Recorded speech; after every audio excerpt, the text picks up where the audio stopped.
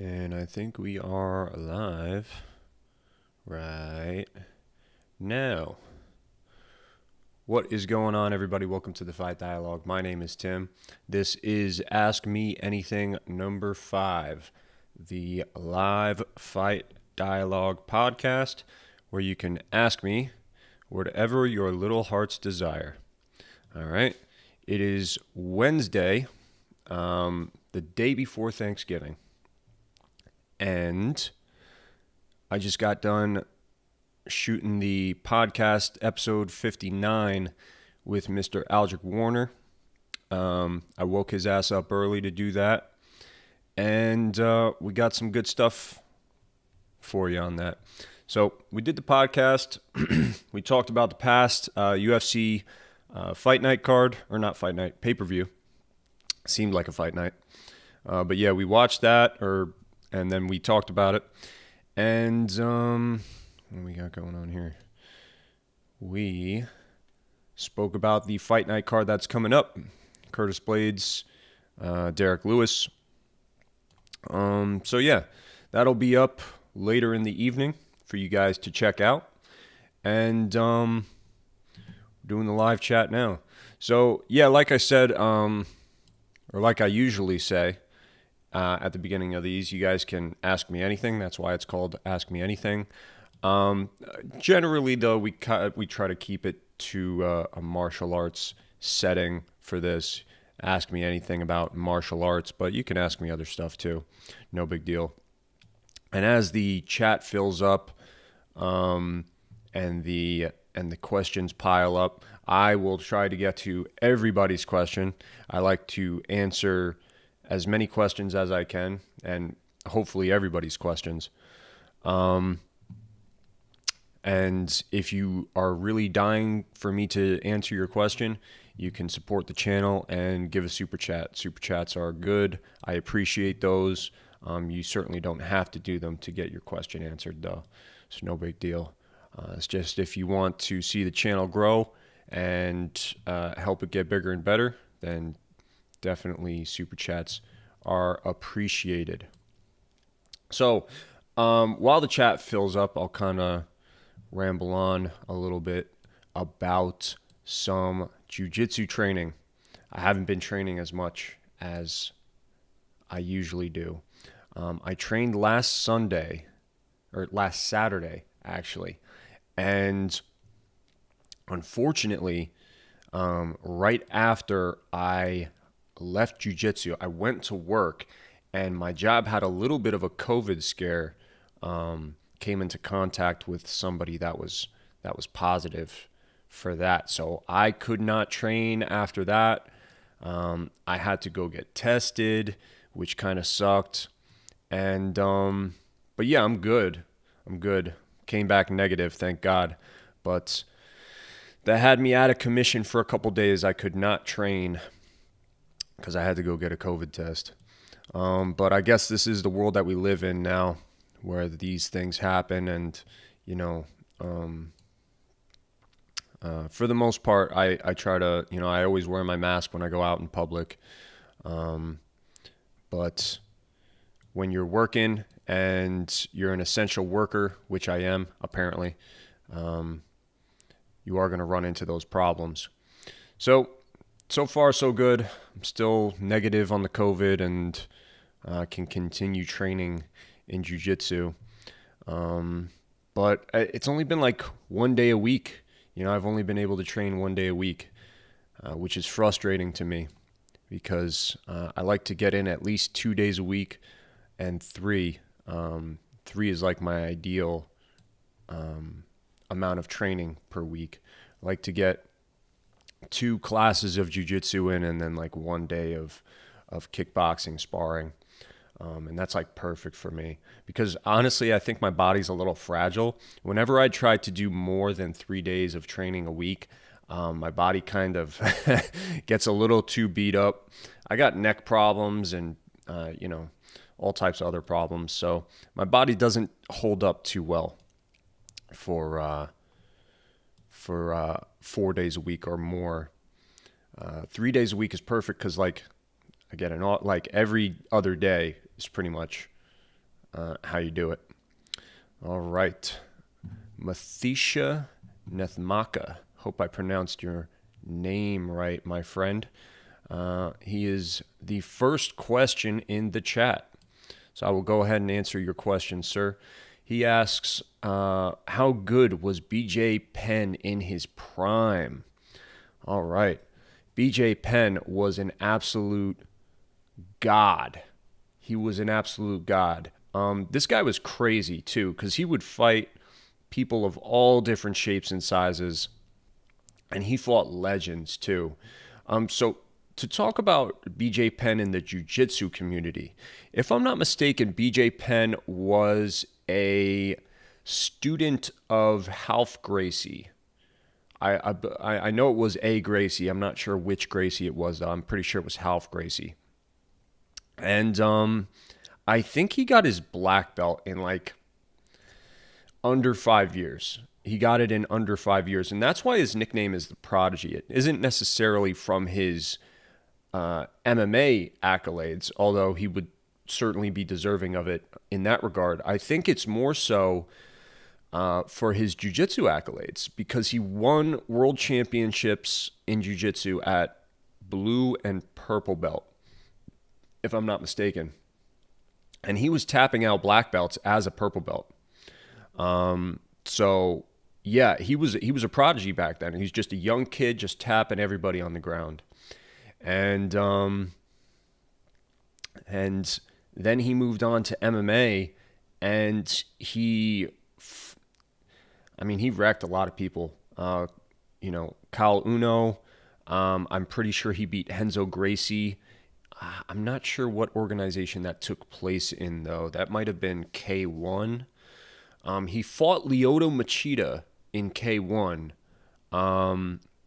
Fought a lot of great guys. Fought Matt Hughes, fought GSP. He beat Matt Hughes twice. He was a lightweight champion for a long time. I mean, if you go back and watch his fights against Kenny Florian, Joe Daddy Stevenson, Diego Sanchez, this is when Diego Sanchez was just killing it in the lightweight division, just racking up those wins in the lightweight division. And BJ Penn ran him over for 5 rounds straight. Knocked him down a bunch of times, head kicked him. He had a huge gash across his forehead. And this is before all the scar tissue had built up on Diego Sanchez. Like back in the day, Diego Sanchez wasn't so easy to cut. And that's probably one of the reasons he's so easy to cut right now, is that, BJ Penn beat the shit out of him.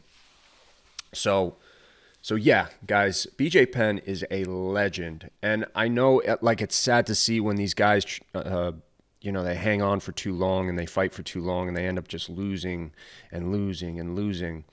But BJ Penn is one of the greatest of all time, without a doubt. So good question. And I'm glad that I pronounced your name right, Mathisha.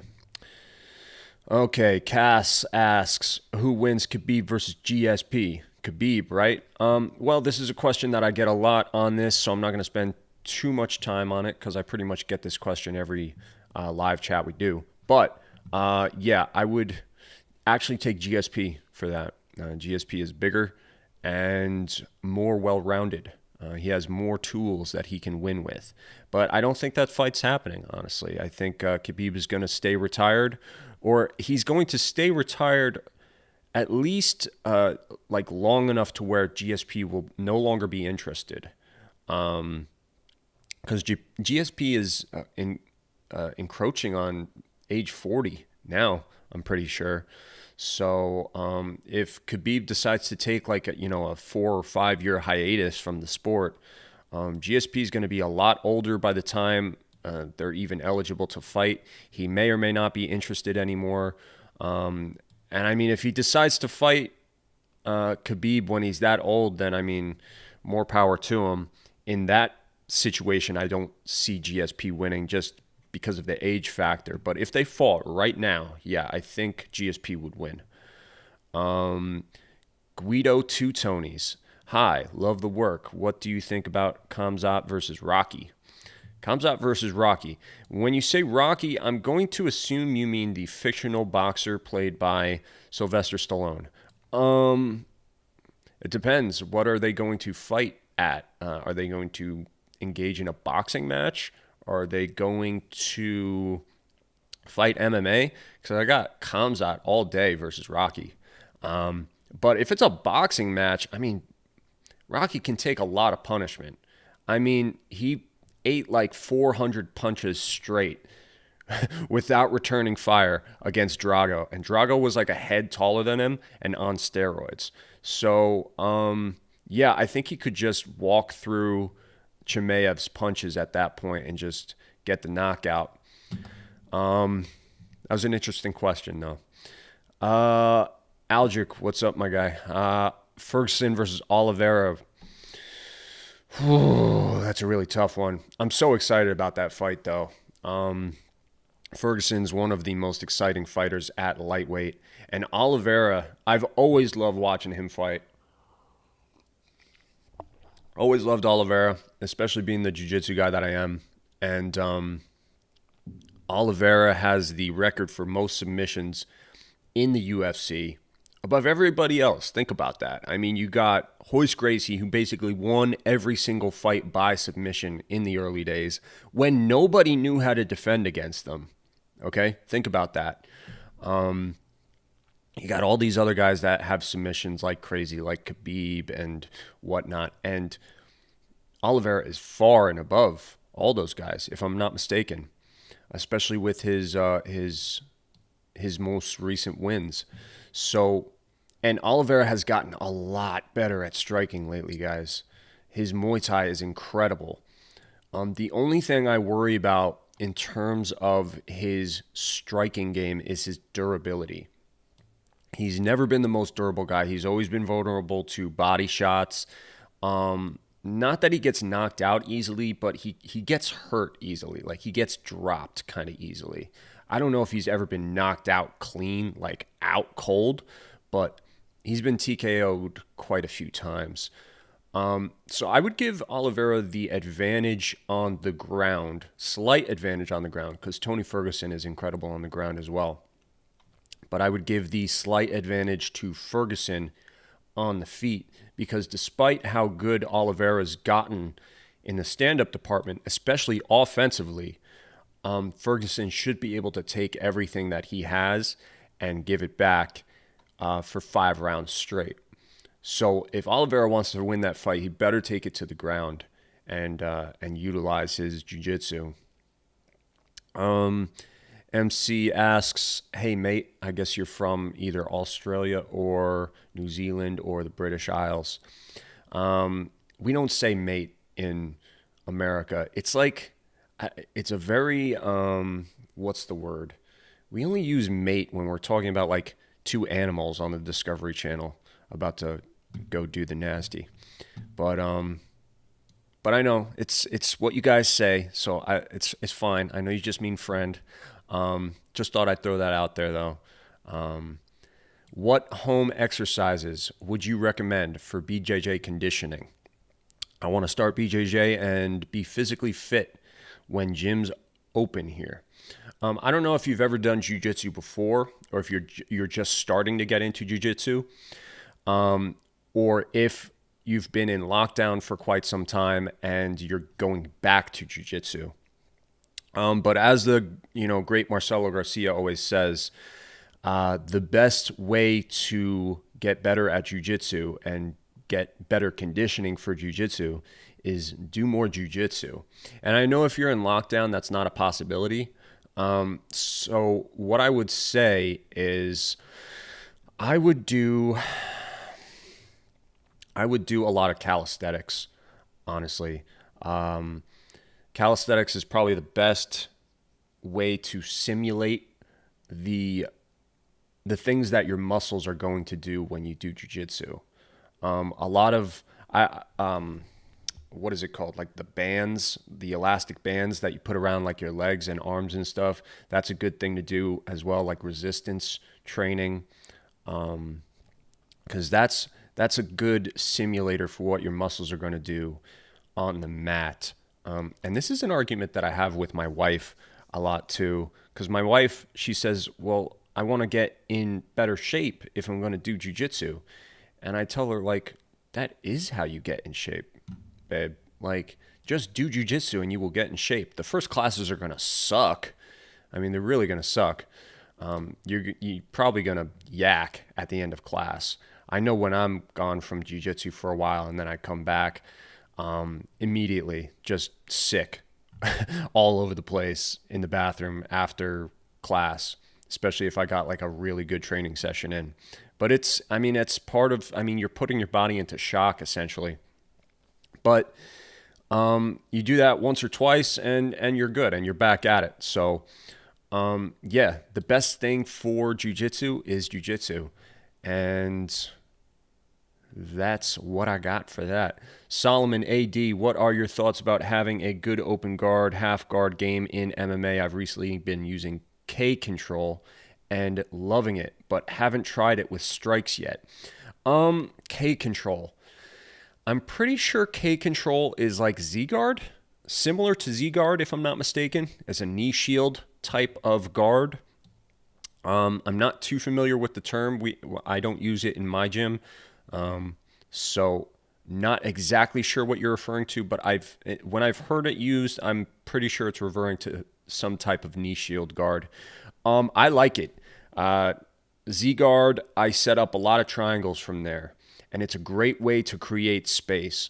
I get trapped in half guard a lot. I get flattened out. If I fail to get that underhook, it's very hard for me to get back. I got long arms, so it's hard for me to pummel back inside to get an underhook.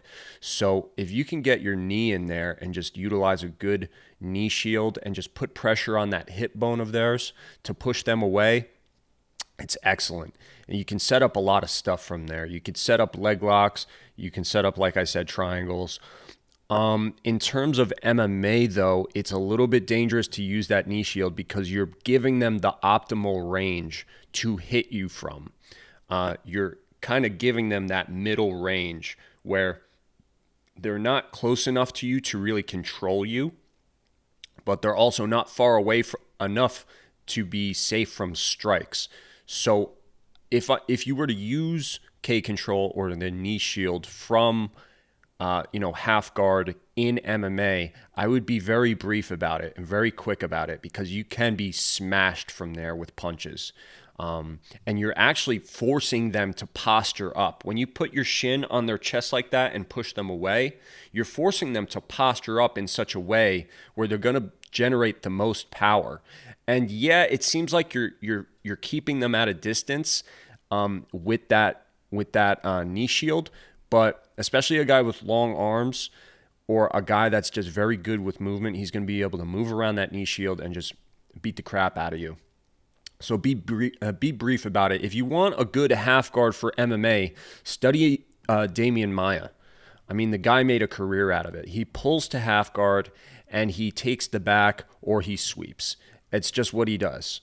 And if he doesn't get the sweep, he switches to a single leg. Or vice versa. He'll go to a single leg. If he fails, he'll go to half guard. He'll take the back. He's taken numerous skilled grapplers' backs by just pulling half guard and just getting the underhook and shrugging it over. Also, loved your last vid on striking in MMA. I'm a striker by trade. Thought the opposite, but the points you brought up stirred a compelling case for the grappler.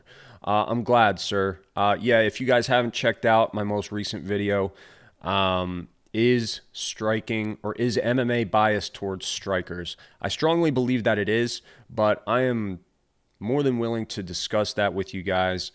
So check that out and let me know what you guys think. I love having these philosophical debates.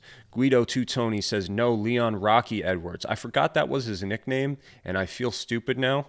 But I'm going to stick by my prediction and go with Rocky Balboa for the winner. But no, dude. Leon Edwards is such a talented fighter and honestly should have fought for a title already. And it will be Chimaev's toughest test to date, no doubt. I don't know why Leon Edwards took that fight. I mean, I guess you turn down so many fights, you have no other choice. But he should have gone with one of the other contenders of that division because he really doesn't have a lot to gain by beating Chimaev. Chimaev has a lot of hype behind him, but I know that he's very skilled, but he hasn't shown it yet. And divisionally, rankings-wise, he's not high up there. So a win against Chimaev is not really going to be, too beneficial for Leon Edwards. And a loss to Chimaev will be very detrimental to Leon Edwards. So I don't know who wins it because I don't know enough about Chimaev. I know he's very good, but I don't know how he holds up against top-level competition. But we're going to find out. So Leon Edwards should be the favorite going into that fight, so I'll pick the favorite for that one. Mathisha says Holloway versus Kattar. Who do I have for that? I'm going to say Holloway. Kattar's good, but I think he's a little bit of a slow starter, like we saw against Zabit. I mean, he really impressed me in the Jeremy Stevens fight. Holloway's got to watch out for that power of Kattar, but I think Holloway's more well-rounded and more experienced in those high-level fights, so I'm going to take Holloway for that. Lexo. I'm sorry, I don't know how to pronounce her last name, but let's go with Lexo. 10th Planet Jiu-Jitsu versus Gracie Jiu-Jitsu and MMA. Who do you prefer? Well, that is an interesting question, sir. Excuse me. Coffee is my lifeblood. Gracie Jiu-Jitsu. That's kind of a broad term. I'm assuming you mean like Henner and Huron Gracie's like Gracie, combatives, Gracie for self-defense, all that kind of stuff. Because that's what we're talking about when we talk about GBJJ or GJJ, Gracie Jiu-Jitsu. That is the difference between that and regular Brazilian Jiu-Jitsu, is a more emphasis on self-defense aspects. And Henner and Huron Gracie have trained a lot of good fighters in MMA. They were Ronda Rousey's Jiu-Jitsu coach. They were, and say what you want about Ronda Rousey, on the ground she is unbeaten in the octagon. On the ground she is unbeaten. She's an amazing grappler. And a lot of that is due to her judo, but another part of that is due to Henner and Huron Gracie being great jiu-jitsu coaches. And then, of course, they have Brian Ortega right now, who's a beast. So it's no doubt that their formula works for MMA. Of course, 10th Planet is incredible as well. We see so many great 10th Planet black belts in the UFC. Tony Ferguson, Bryce Mitchell's coming up there. Alan Jouban, if I'm not mistaken, is a 10th Planet guy. He just got a win recently over the weekend. So yeah, there's too many 10th Planet black belts to count in MMA right now that are doing well. So I think statistically, you could say that 10th Planet Jiu-Jitsu is better for MMA. But then again, there's not a lot of Gracie Jiu-Jitsu guys transferring into MMA. It's a very niche thing, which is funny because everybody used to be Gracie Jiu-Jitsu back in the day. And when you think about it, if you trace everybody's lineage back, it's still all Gracie Jiu-Jitsu, even the 10th Planet guys. So it's a little bit silly to think of it in that way in terms of like what cult of jiu-jitsu is better. It's all jiu-jitsu. It's all good.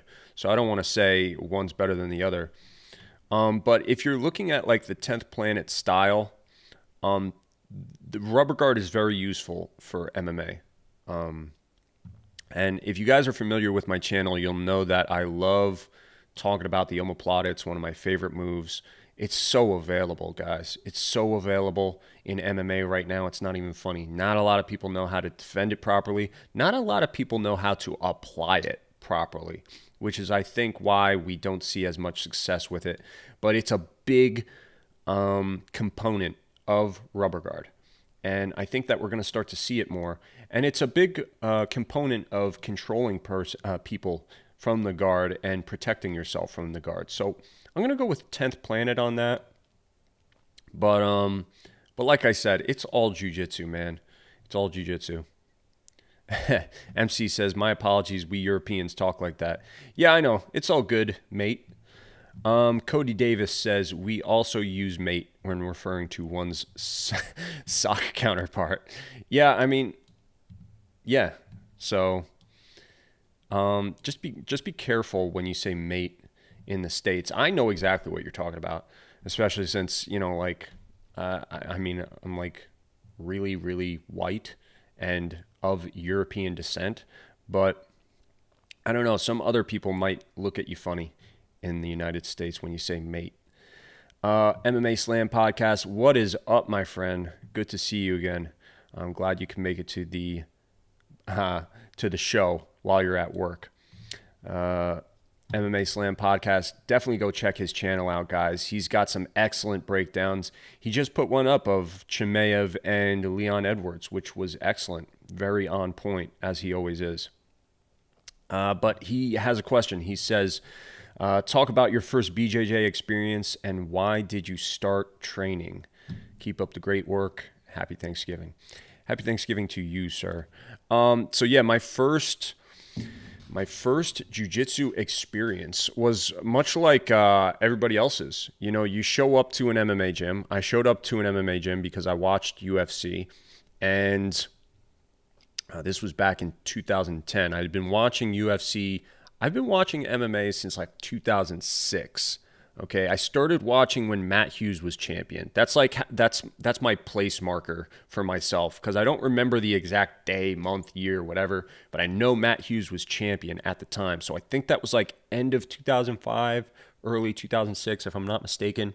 That's when I started watching, and most of the stuff that I would watch was like UFC Unleashed. Like, I'd never watch a pay-per-view, but I would watch UFC Unleashed, and then I would watch The Ultimate Fighter. That's how I got my fix on MMA. And before that, what got me into MMA is I'm a big hockey fan. I love watching hockey, and they beat the crap out of each other in hockey. And I always loved watching that. It was, I love hockey for other reasons than just the fights, but I always got really excited when they would fight. And I would try to watch boxing, and I guess I just had the misfortune of watching boring boxing fights, because there's plenty of very exciting boxing fights, but the ones that I watched when I was a kid were very boring, or happened to be very boring. So I never got into boxing. The hockey fights always excited me, and when I found MMA on Spike TV, I was like, what is this? I need to do this. And right when I got out of high school is when I actually had the money to start going to train. So I graduated high school in 2010, went to an MMA gym, said, I want to do kickboxing. Because at the time, my favorite fighter was Mirko Cro Cop, and I wanted to learn how to head kick people into oblivion. So the guy training there, Vinny, shout out to Vinny, he said, well, why don't you try jiu-jitsu? And I had watched a few videos about grappling on YouTube, and I listened to Joe Rogan quite intently when watching the UFC. So I thought I knew everything I needed to know about grappling, and I was like, nah, I mean, I'm good. I'll just do kickboxing. I know enough jiu-jitsu, I think. And Vinny was like, I think you should do jiu-jitsu. And he said it just like that. And I mean, God bless him, because I would have been like, listen, idiot, you're doing jiu-jitsu because you don't know shit about shit. So he got me into jiu-jitsu. I signed up for both classes. I did kickboxing and jiu-jitsu, and I got thrashed. And it was a gi class, and I got thrashed, obviously, in my first class. And I knew that was something that I wanted to get better at. And I wanted to be at least proficient at it. It would drive me nuts for the rest of my life if I never learned how to at least beat some people. I know that sounds weird, but I I could not live with myself if I just got my ass whipped like that and didn't take something away from it, learn some kind of lesson. So 10 years later, I'm a brown belt and still doing it, and still doing kickboxing as well, just on and off. I dabbled in some Muay Thai as well. But yeah, that's how I got into it, my friend, and I'd love to hear your story about it eventually too. Aldrich, my guy, says, thoughts on the super stacked Submission Underground card coming up next month. I actually do not know about that, but I'm going to look it up right now. Let's see. Submission Underground. Which card is that? Submission Underground 15, 16. Submission Underground. Is it this one right here? I'm on Twitter right now. Submission Underground 21? 19. Submission Underground 19. I don't know. I'm so bad with Roman numerals. Once it gets past 10, I'm like, what? It's an X, an I, and an X. What is that? They don't have a website? What the fuck? Let's look up images, just see if I can find the poster on it. Oh yeah. I like that. All right, let's see if I can put that up on the screen there. Okay, so we got... Looks like Satoshi Ishii versus Mason Fowler. Holy crap, Mason Fowler is going to wreck that guy. Satoshi Ishii is an excellent judo competitor. I think he's an Olympian, honestly, in judo. But this ain't a judo match. This is a no-gi jiu-jitsu match, and Mason Fowler is a beast, and he is the champion. So I've got Mason Fowler for that. Oh, God, why can't I think of this chick's name? I can't think of either chick's name. 10th Planet Black Belt. Oh, shit. Al, help me out. What is this girl's name? But yeah, that fight's going to be good between those two chicks. I got the 10th Planet Black Belt winning that. And what else? Cowboy Cerrone versus Rafael Dos Anjos, sorry. That's going to be crazy. Anthony Johnson versus Fabricio Verdum. Verdum is going to wreck you. Oh my God. I feel so bad for Anthony Johnson. And Ryan Bader versus Derek Lewis. What the fuck is going on? That's awesome. That's an awesome card. I love it. We should have some interesting results come from that, no doubt. That takes place December what? December 20th. Yeah, December 20th. So yeah, I'll be checking that out, guys. I used to do the highlight videos for Submission Underground. Yeah, it was a great way to get a lot of guys that watch that to get onto the channel. But I did get one copyright strike from YouTube recently, and it was from those highlight videos. So I'm not going to do those anymore because, yeah, I don't want to get my channel shut down. But I love Submission Underground. You guys should definitely watch that if you guys are fans of Jiu-Jitsu and MMA. Okay, I'm starting to get behind in these questions. I'm so sorry. Solomon says, it may be the trapping aspect of the rubber guard that has led to the more notable success, but it's not the only trapping system out there. You are absolutely right, sir. It's like a boa constrictor. Like when you think about a boa constrictor and how it wraps people up, it's a very close distance system. There's some like longer ranged systems out there in jiu-jitsu, if there is such a thing, because it doesn't seem like range is a part of jiu-jitsu, but it actually is. And I'm a person that has very long limbs. So people are always telling me to play my open guard, use distance, use the length of my reach to my advantage. But the length of your reach is not just something that's important when managing distance at a long range. It's also important at a close range too, because a boa constrictor is very long. An anaconda is fucking massive. It's 20 feet long. It's one of the longest things out there, okay, in the animal kingdom. But when you think of how it kills something, it wraps itself around. It's right next to you.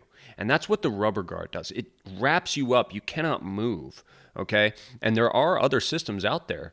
That's a great point by Solomon. There are other systems that do the same thing.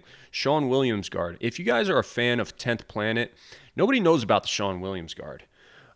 It's also called the Lister grip because Dean Lister used it back in the day in the UFC. It's a very good system, guys, and nobody in MMA has used it yet, at least not correctly, other than Dean Lister. He did it against Alessio Sakara way back in the day. But that is a very good system. It pretty much does the same thing as rubber guard, but you don't need to be nearly as flexible to utilize it. And I love the Sean Williams guard. So check that out, guys. It's great. And I think it would be amazing for MMA too, because it does the same thing. It traps you. It holds you close. The person on top cannot strike you effectively while you're caught in that guard. So I love it. Check that one out, Solomon. Sean Williams guard. Aldrich says, thoughts on Poirier versus McGregor 2. Guys, I am working on how good is McGregor striking as we speak. And yeah, it'll take me a while because that's going to be a long, in-depth video, guys. I mean, I think my last McGregor video was 17 minutes long. So that's going to be a long one, and I hope you guys enjoy it. It's going to take me a while to work on. But yeah, I'm going to be talking a little bit about his first fight against Poirier. And those guys were, I mean, McGregor's power at 145 is unrivaled. His power at 145 is insane. Here you have Poirier, one of the strongest chins in the game, blood and guts fighter, really hard to put away. Some of the most powerful guys in the lightweight division have hit him clean and not been able to take him out. And McGregor barely even grazed him on the right behind the ear, barely even grazed him. Like when you watch the replay, it doesn't even look like McGregor touched him. It looked like the punch bounced off the top of the shoulder, but he must have caught him because Poirier face planted. And I mean, say what you want about Poirier's chin at 145, because I know, was it Michael Johnson that knocked him out at 145? That might have been a 155 fight where Michael Johnson knocked him out. But yeah, like nobody does that to Poirier. Barely anybody does that to Poirier. And McGregor, this fight will be taking place at 155. So McGregor's power will not be as strong, and Poirier's chin should be a little bit better. But even still, I'm going to take McGregor in that fight. I think McGregor's takedown defense is better than Poirier's takedown offense. And if it gets to the ground, Poirier can definitely submit him and beat him up there. No doubt. But I think this fight will remain standing just for the fact that Poirier doesn't have the takedown skills to take down somebody as good as McGregor when it comes to staying on their feet. And this fight will remain standing, and it will be competitive, but I think McGregor will get the knockout in either the first or the second round. Oh my God, I'm so behind. I'm so sorry. Zid Arjun. Is Muay Thai the best fighting style for stand-up? I have an interesting opinion about this. Sorry, I got to start chugging this coffee. It's getting cold. I have an interesting opinion about this. Muay Thai is one of the best stand-up arts for MMA. and probably for self-defense. I don't know. I haven't studied all the different fighting styles out there. Certainly not the striking styles. As you know, I'm more of a grappler. But I would say the best stand-up style out there is actually Lethwei, or Lethwei, which, if you're not familiar with it, it's another southeastern or Southeast Asian style. I think it originated in Myanmar or somewhere in that region. Thailand, maybe. But very similar to Muay Thai, except when it's done in competition, they do it bare knuckle and headbutts are allowed. Those are the two main differences. And I do not like the sport of Lethwei because I think it's too dangerous for the long-term health of the fighters, especially since they have that double knockout rule. But I think the addition of headbutts and the fact that they do not wear those giant gloves is super important for self-defense and just overall fighting. I think a Lethwei fighter is, he has more tools. I talk about it all the time. When it comes down to picking fights, I go with the fighter who has more ways to win. Okay? And a Lethwei fighter has more ways to win than a Muay Thai fighter. Why is Muay Thai so successful? Why is Muay Thai so popular in MMA? Because Muay Thai fighters have so many tools compared to a Taekwondo fighter, compared to a karate fighter, compared to a boxer, just a straight up boxer. They have more tools. It is the art of 8 limbs. Lethwei, they have 9 limbs, okay? So if you want to talk about what is the best, most well-rounded style of fighting, I would go with Lethwei because they're going to be better defensively, blocking shots, okay, because they're not used to having the big pillows on their hands. Okay, they're going to be more accurate and more calculated with their punches, okay, because they need to be, or they'll break their hands because they don't have gloves, okay, and then the addition of headbutts. You need to know how to throw headbutts. You need to know how to defend against headbutts. And although I don't think headbutts are the safest thing to do, you can't deny its effectiveness. Look up headbutt knockouts in Lethwei on YouTube right now. It's crazy. Okay, so I actually think Lethwei is one of the best stand-up styles out there because they have the most ways to win.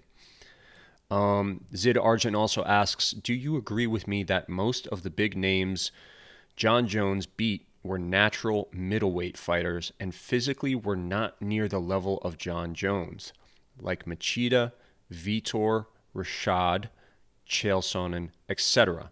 Those examples, yeah, no doubt. But they weren't cans either. I mean, they were top level fucking guys. Chael Sonnen is a top level middleweight. Rashad Evans was the light heavyweight champion. So was Vitor. So was Machida. Yeah, can they make middleweight? Yes. But just because a fighter can make that weight doesn't mean that's their best weight. Okay? It doesn't mean that's their natural weight. Rashad didn't have any success at 185. And you could say, yeah, because that was later in his career. Same thing with Machida. But cutting weight can be detrimental to your durability. Like I was talking about with Poirier. You can get knocked out more easily if you cut too much weight. You can be absolutely exhausted if you cut too much weight. And then you can't do the same things that you would if you were fighting at 205. For example. So yeah, John Jones was no doubt bigger than a lot of his opponents, but that's part of his success, right? When you look at the guys that gave him trouble, Gustafsson, Dominic Reyes, Thiago Santos, those guys are huge.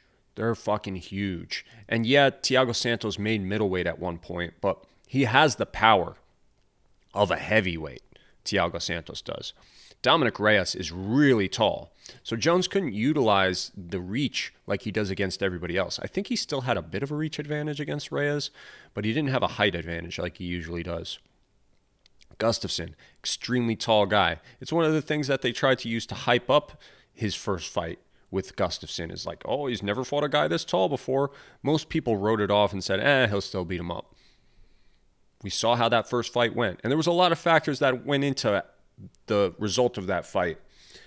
But yeah, Jones is a master of using his physical gifts, okay? And his physical gifts is his size and his reach, okay? So to try to take away from him because he's bigger than most guys, like, he's bigger than most guys. The fact that he's bigger and still more skilled in many ways is one of the things that's incredible about him, because usually the bigger you get on the size scale, the lower the skill is, generally speaking. You do have some heavyweights that are very skilled, but generally speaking, the smaller guys are more skilled and the bigger guys are less skilled. So Jon Jones is a person who is very big and very skilled, and that's one of the things that's incredible about him. Plus, he's got those picograms, and those are super important if you want to win. Okay, Aldrich says Amanda Lowen. That was her name, the 10th Planet black belt, female black belt. Amanda Lowen. Yeah, I got her winning that fight. MMA Slam podcast. Love that story about my origins, my origin story. Thanks for the love. Some similarities with my start, and Crow Cop is one of my favorites, 100%. Tell Aldrich what's up. Blessings. I'll share your story for sure. I'll share my story for sure. I'm glad, man. Can't wait to hear it. Thanks for joining the live chat. And JBM says, yo. Well, I think I'll keep it short for you guys today. I really appreciate all the questions. I appreciate you guys showing up for the live chat. I'm trying to do one of these a month. And honestly, it was a miracle that I was able to do it today. I kind of need my family to not be here in order to do one of these because they're exceedingly loud. And today was one of the rare days that I didn't have the wife, didn't have the kids in the house. I mean, the dogs are still here. And thank God they didn't bark or anything during this. But yeah, that's why I kind of do it like a little bit on short notice. Like I just let you guys know this morning that I was going to do this. So I appreciate you guys showing up and engaging with me. Really appreciate that. Make sure you guys check out the Patreon. Help support the channel. I'm making big moves, guys, and I'm building a studio. I'm doing all this stuff, but it ain't cheap. I need help.